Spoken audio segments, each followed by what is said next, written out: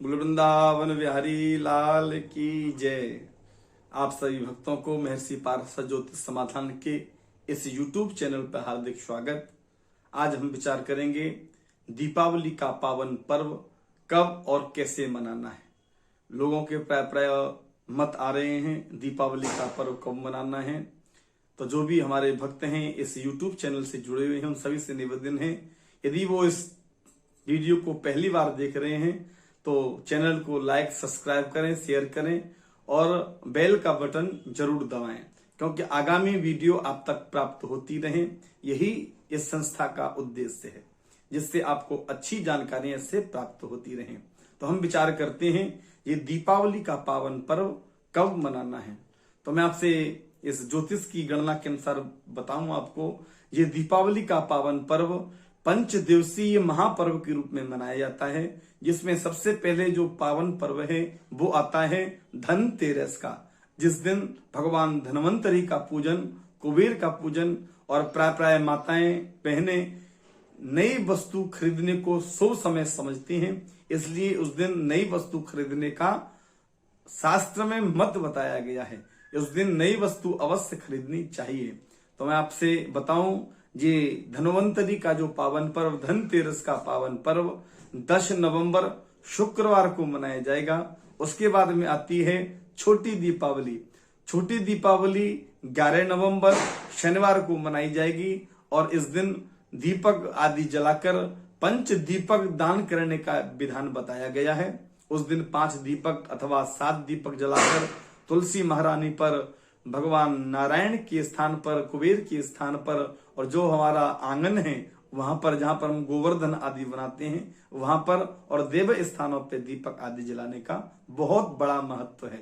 ये छोटी दीपावली के रूप में ये पर्व मनाया जाता है, जो 11 नवंबर शनिवार को मनाया जाएगा। उसके बाद में आती है दीपावली। दीपावली माता लक्ष्मी के प्रादुर्भाव का दिवस है। इस दिन माता लक्ष्मी का प्रादुर्भाव हुआ था। जब समुद्र मंथन किया गया तो उसी दिन माता लक्ष्मी का प्रादुर्भाव हुआ, इसलिए लक्ष्मी पूजन करने का विशेष महत्व बताया गया है। प्राय लोग बताते हैं, शास्त्रों में कथाएं आती हैं, भगवान राम 14 वर्ष के लिए वनवास में गए थे। उसके बाद में 14 वर्ष के बाद, वनवास के बाद में भगवान राम माता जानकी लक्ष्मण जी के साथ में अपने सैन्य कव्य समाज के साथ में लौटकर अयोध्या आए थे और घर घर में दीपक आदि जलाकर उनका स्वागत किया गया। इसलिए भी दीपावली का पावन पर्व मनाया जाता है। ये दीपावली का पावन पर्व 12 नवंबर रविवार को मनाया जाएगा। इस दिन माता लक्ष्मी का पूजन करने का विशेष ही महत्व बताया गया है। उसके बाद में 12 नवंबर को ही नरक चतुर्दशी का भी हम लोग पूजन करेंगे, जिसमें यमराज के लिए दीपदान करने का बहुत ही विधान बताया गया है। उसके बाद में गोवर्धन पूजा का ये पावन पर्व 14 नवंबर मंगलवार को मनाया जाएगा, जिस दिन भगवान गिरिराज का पूजन विधि विधान से कर 56 भोग आदि लगाकर, अन्नकूट का भोग लगाकर भगवान गिरिराज से प्रार्थना करके उनसे जीवन में हमारे घर में सुखहाली खुशहाली आए, किसी वस्तु की कोई कमी न हो, गिरिराज भगवान की कृपा हमारे पे बनी रहे। इसलिए गिरिराज जी का जो पूजन है 14 नवंबर मंगलवार को मनाया जाएगा। और जो भैया दूज का, भाई और बहन का जो प्रेम का जो बंधन है भैया दूज, वो 15 नवंबर बुधवार को मनाया जाएगा, जिस दिन भाई अपने बहन के घर में जाकर उनको अच्छे वस्त्रों से अलंकृत करके, भोजन आदि करके और माँ यमुना में स्नान करके, क्योंकि भैया दूज के दिन यमुना में स्नान करने का बहुत ही बड़ा महत्व है। इस दिन भाई दूज के दिन यदि भाई बहन दोनों यमुना में स्नान करते हैं तो यमराज कभी उनके पास में झांकते भी नहीं, क्योंकि यमुना जो महारानी है यमराज जी की बहन बताई गई है।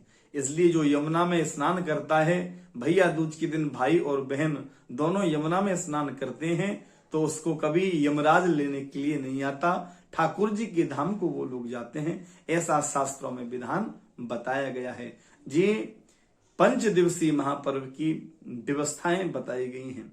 हम विचार करें धनतेरस। धनतेरस का जो पावन पर्व है, ये धनतेरस सबसे पहले मैं विचार करूं, आपको बताऊं स्पष्ट, धनतेरस को नई वस्तु खरीदने का विशेष महत्व बताया गया है। धनतेरस के दिन प्राय स्वर्ण आदि के आभूषण, चांदी आदि के आभूषण खरीदने का विधान है। प्राय माताएं गृहस्थी के भी बर्तन आदि इसमें खरीद सकती हैं और धनवंतरी भगवान का पूजन अवश्य करें और कुबेर का पूजन भी इस दिन करने का विधान बताया गया है। जो वस्तु खरीदने का मुहूर्त है मैं आपको बताऊं, जो धनवंतरी भगवान के दिन, धनतेरस के दिन जो बर्तन आदि जो भी सामग्री खरीदनी है उसके भी मुहूर्त बताए गए हैं। धनतेरस के दिन जो मुहूर्त है, क्योंकि द्वादशी 12:35 तक रहेगी और द्वादशी के बाद में त्रयोदशी प्रारंभ होगी, तो त्रयोदशी दोपहर में 12:35 से प्रारंभ होगी। तो धनतेरस का जो पावन पर्व है 12:35 के बाद में ही प्रारंभ होगा और 12:35 से लेकर 1:24 तक, मतलब स्टैंड टाइम के आधार पर हम देखेंगे तो 13:24 तक ये सुबह का चौगड़िया बताया गया है। इसमें हम सामग्री खरीद सकते हैं। उसके बाद में चरका चौगड़िया 16:07 से लेकर 17:29 तक ये चरका चौगड़िया है। उस चर के समय जो चलने की वस्तु हैं उनको हमको खरीदना चाहिए। उसके बाद में लाभ का चौगड़िया 20:46 से लेकर रात्रि 22:25 तक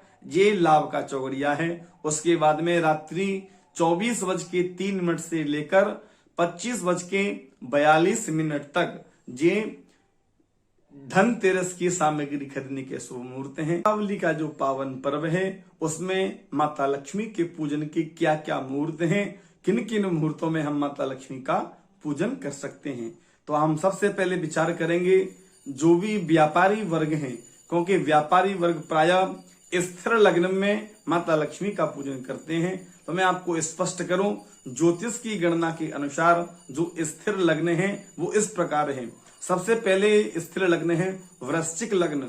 वृश्चिक लग्न प्रातः 6:02 से लेकर 8:19 तक वृश्चिक लग्न स्थिर लग्न रहेगी। इसमें हम लोग प्रतिष्ठानों पर अपने जो व्यापार के स्थान हैं, जो भी हमारी ऑफिस आदि है वहां पर हम पूजन कर सकते हैं। उसके बाद में आती है कुंभ लग्न। कुंभ लग्न दोपहर 12:10 से लेकर 1:42 तक स्थिर लग्न कुंभ रहेगी, उसमें भी हम पूजन कर सकते हैं। उसके बाद में वृष लग्न स्थिर लग्न है, उसमें भी शाम 16:51 से लेकर 18:49 तक ये स्थिर लग्न रहेगी वृष लग्न, इसमें भी हम पूजन कर सकते हैं। उसके बाद में सिंह लग्न। सिंह लग्न रात्रि 23:19 से लेकर 1:32 तक ये व्यापारियों के स्थिर लग्नों के पूजन के मुहूर्त हैं। कुछ लोग प्राय प्रदोष कालीन में भी पूजन करते हैं माता लक्ष्मी का।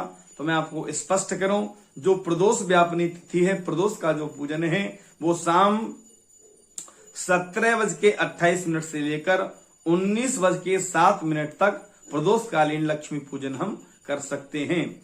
जिसमें चौगड़िया के जो मुहूर्त हैं माता लक्ष्मी के पूजन के, जो भी इनको प्रतिष्ठानों पर भी कर सकते हैं। प्राय यदि स्थिर लग्न निकल जाती है और हमको पूजन करना होता है तो चौगड़िया के आधार पर भी हम लक्ष्मी पूजन कर सकते हैं। जो चौगड़िया इस प्रकार हैं, पहला चरका चौगड़िया है सुबह 7:59 से लेकर 9:21 तक, ये इसमें हम लक्ष्मी पूजन कर सकते हैं। उसके बाद में लाभ का चौगड़िया 9:21 से लेकर 10:42 तक है। उसके बाद में अमृत का चौगड़िया है। अमृत के चौगड़िया में 10:42 से लेकर 12:03 तक ये अमृत का चौगड़िया है, इसमें भी हम माता लक्ष्मी का पूजन कर सकते हैं। उसके बाद में शाम का जो शुभ का चौगड़िया है वो 13:24 तक मन से लेकर 13:24 से लेकर 14:45 तक, इसमें भी हम माता लक्ष्मी का पूजन कर सकते हैं।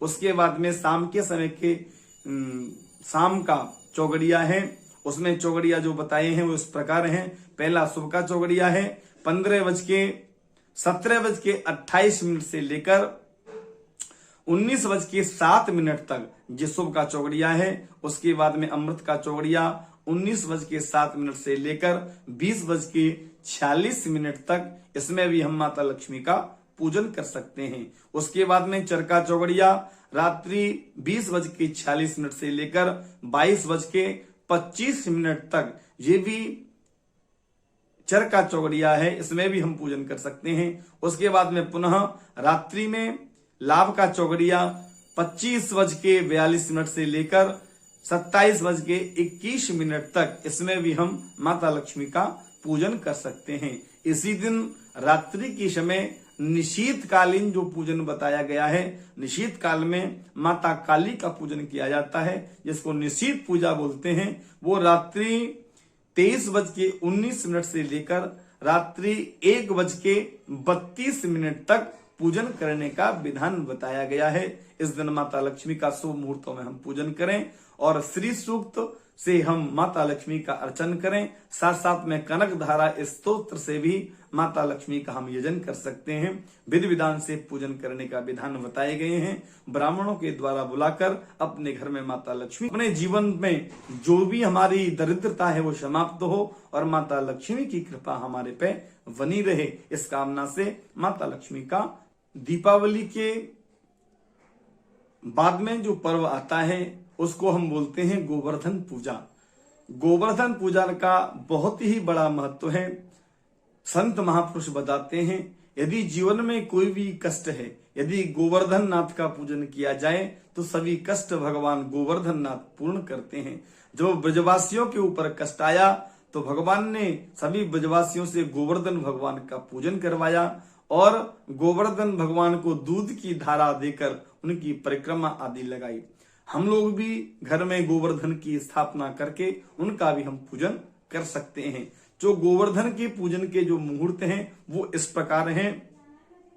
सबसे पहले गोवर्धन पूजा का जो मुहूर्त है वो है प्रातः 9:19 से लेके 10:41 तक, ये गोवर्धन का पूजन का मुहूर्त है। उसके बाद में लाभ का मुहूर्त है 10:41 से लेकर 12:03 तक गोवर्धन भगवान का पूजन हम लोग कर सकते हैं।